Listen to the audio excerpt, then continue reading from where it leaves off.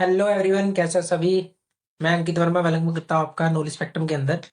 तो जैसे कि मैंने आप सबसे डिस्कस किया था कि ऑपरेटिंग सिस्टम का हमारा लेक्चर आ रहा है फर्स्ट, तो उसके बारे में हम डिस्कस करते हैं। तो ये हमारी फर्स्ट वीडियो है। प्लीज़ लाइक शेयर सब्सक्राइब जरूर करें।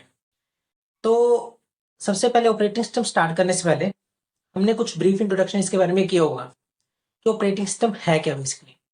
तो जैसे कि ऑपरेटिंग सिस्टम के बारे में हमने सिंपल लैंग्वेज में हमें क्या डिस्कस किया कि ऑपरेटिंग सिस्टम क्या है, इंटरफेस है यूजर और हार्डवेयर के बीच में, या फिर कह सकते हैं कि हार्डवेयर और सॉफ्टवेयर के बीच में कम्युनिकेशन काम करता है, इंटरफेस का काम करता है।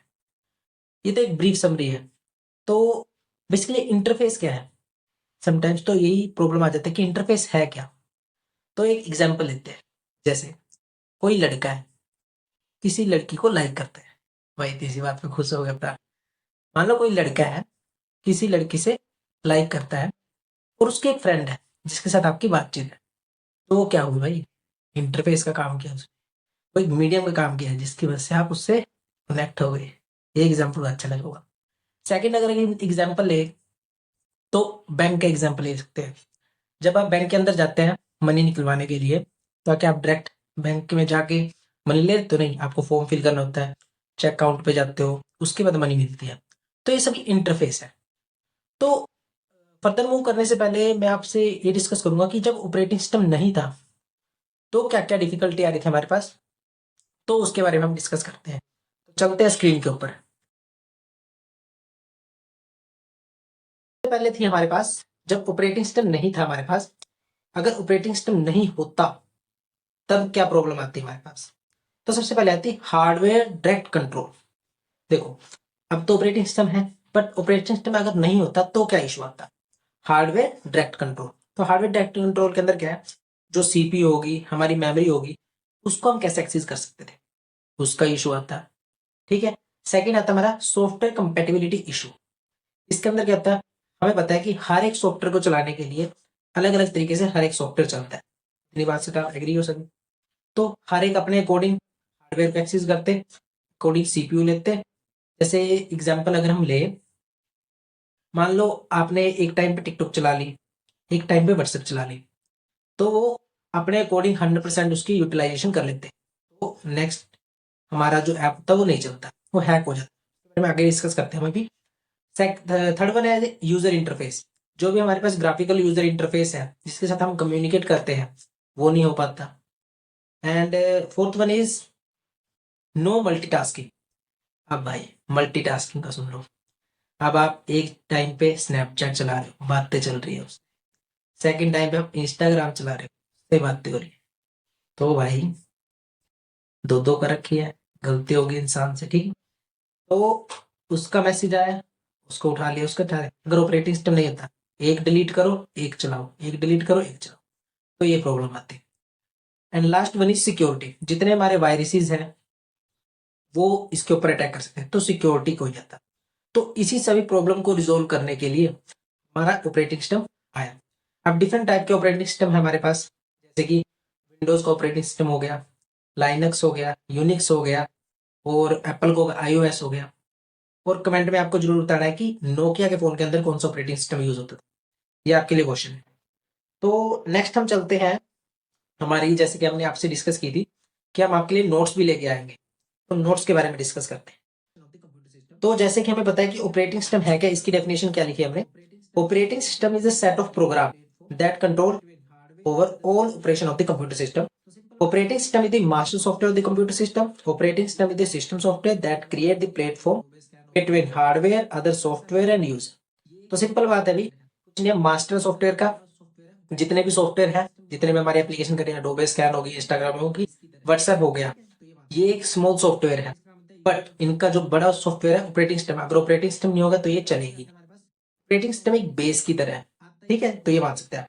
एक इंटरफेस का काम होता है यूजर और हार्डवेयर के बीच में, तो ये बात है। अब एग्जाम के अंदर क्वेश्चन आता है हमारे पास, क्वेश्चन ऑफ ऑपरेटिंग सिस्टम आता ही आता है क्वेश्चन, 5 नंबर का जो 7 नंबर का जो आ जाता है।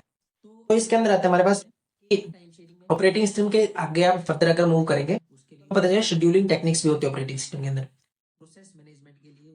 तो अभी हम क्या डिस्कस करते हैं कि टाइम शेयरिंग में किस किस को कौन सी प्रोसेस को कितना टाइम देना है, उसके लिए यूज होगा। डिवाइस मैनेजमेंट के लिए, प्रोसेस मैनेजमेंट के लिए, job scheduling, memory management, file management, security management, इनके लिए हमारा ऑपरेटिंग सिस्टम का यूज होगा। तो आगे फर्दर आएगा ये, इसके अंदर और डिस्कस करेंगे हम। तो अब हमें एग्जाम के अंदर लिखना कितना है मेरे भाई, ठीक है। तो ऑपरेटिंग सिस्टम क्या है? Collection of set of programs. हर एक सॉफ्टवेयर के अंदर सेट ऑफ प्रोग्राम्स होते हैं जिसकी वजह से सॉफ्टवेयर बनता है, और सॉफ्टवेयर मैनेज करता है जितने भी रिसोर्सेज हमारे कंप्यूटर के अंदर उनको। मेन मोटिव क्या है हमारा ऑपरेटिंग सिस्टम का? जितने भी रिसोर्सेज है उनको मैनेज करने का, ठीक है। It is intermediate between user and hardware, ये मैंने पहले आपको बता दिया था। एग्जाम्पल क्या है? Windows, iOS, Linux, Unix etcetera. इसका काम होता है service and feature present provide करने के लिए abstract view of all it user through the computer system. अभी एब्स्ट्रैक्ट व्यू कहते हैं। एब्स्ट्रैक्ट व्यू एक ऐसा व्यू है जिसको हम फील कर सकते हैं बट देख नहीं सकते, ठीक है। It is also enable service and feature involve over time as user need, ठीक है। तो इसके बारे में मैंने ये डिस्कस किया है। अब क्या कहता है जी, जो पीपल डिजाइन करते हैं ऑपरेटिंग सिस्टम, जो भी ऑपरेटिंग सिस्टम को डिजाइन करते हैं, सॉफ्टवेयर होते हैं, सॉफ्टवेयर डेवलपर होते हैं, वो क्या क्या चीजों को, क्या क्या चीजें ध्यान में रखते हैं, मतलब जो भी इश्यूज आते हैं उसको।